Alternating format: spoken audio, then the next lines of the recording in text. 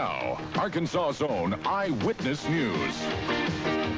With Steve Barnes, Carolyn Long, Roy Mitchell with news from the nation and the world, Tom Bonner's weather, Dave Woodman sports, and the entire Eyewitness News team.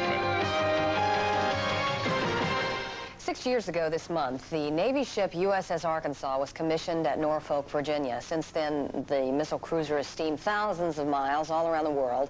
Its home, though, is in Alameda, California, just across the bay from San Francisco. Bill Forbes and photographer Leonard Shambly visited the area this past weekend. On a sunny day in San Francisco Bay, it's easy to forget those tense moments off the coast of Libya. But the USS Arkansas was there when the Navy attacked Tripoli. The crew of the ship, including 9 Arkansans, is accustomed to long periods overseas. This nuclear-powered ship can steam for 10 years without refueling. And at any time, the Arkansas is ready to do battle. It has an anti-air warfare capability, an anti-submarine warfare capability, and an anti-surface warfare capability. Prominent among the weapon systems is the surface-to-air missiles that can knock down a plane 20 miles away.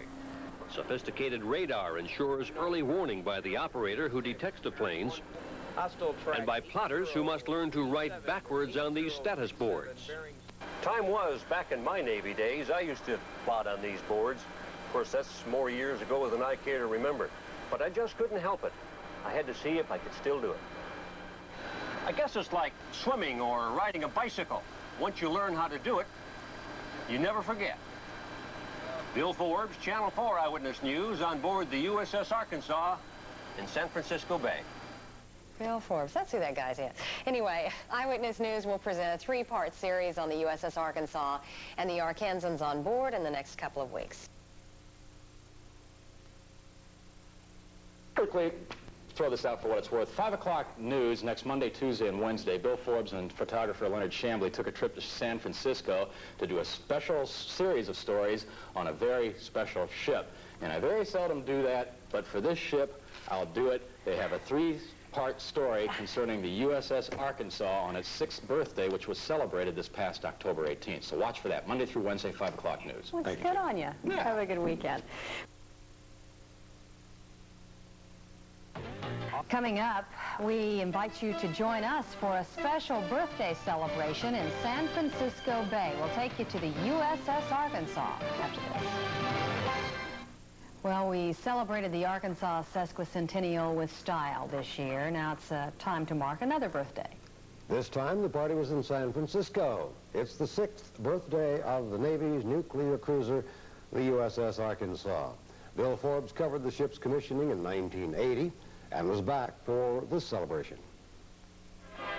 Today, the USS Arkansas operates on the West Coast, but it was in Norfolk, Virginia, where the first Arkansas crew was ordered to man the ship. Among the crew that day were electrician's mate Mike Rudolph and gunner's mate Scott Walters. They recently returned to the Arkansas at their request for a second tour of duty. The so-called plank owners are the only 2 aboard from the original crew. Ships named after Arkansas date back to Civil War days. The battleship Arkansas served in World War II. It was sent to the bottom of the ocean, not by the enemy, but in an atomic bomb test following the war. The modern-day Arkansas is the 5th ship to bear the name, and she's prepared to remain at sea for a long time. I think the freedom from refueling is probably the greatest asset that the ship has. Because of its nuclear power plant, the Arkansas can steam for about 10 years without refueling.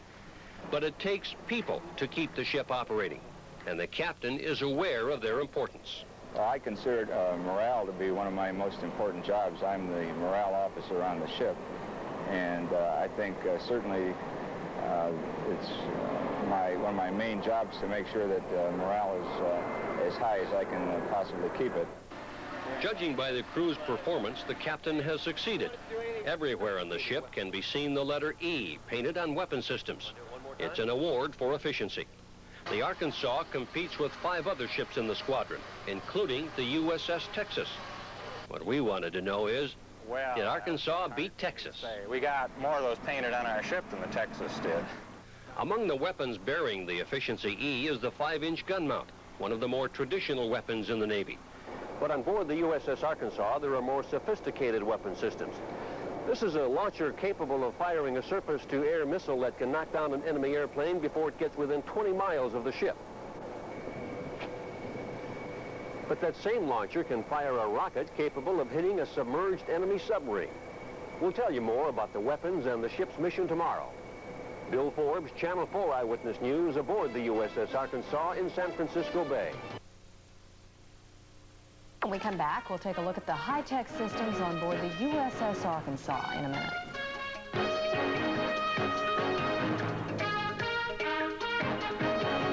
Well, in segment 4 today, we continue our look at the USS Arkansas, an important part of our nation's new Navy. The nuclear-powered cruiser has been operating now 6 years without refueling. But as Bill Forbes tells us, the power plant is just the start of the high technology on board. The Navy has come a long way from the World War II battleship days. Oh, it's kept its traditional values, but it's also kept pace with the high-tech world and its weaponry. Among the most advanced are the surface-to-air missile launchers.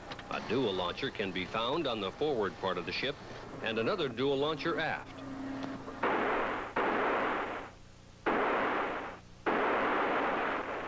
And from that launcher, we can shoot anti-air warfare missiles, which have a range of greater than 20 miles. And also from that launcher, we can fire an anti-submarine rocket against a submerged target. Another type of missile, the Harpoon surface-to-surface missile, can do battle with enemy ships. And the Arkansas carries 2 Tomahawk cruise missile launchers.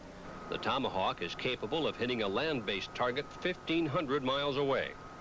With all its versatility, the Arkansas was built for a specific purpose.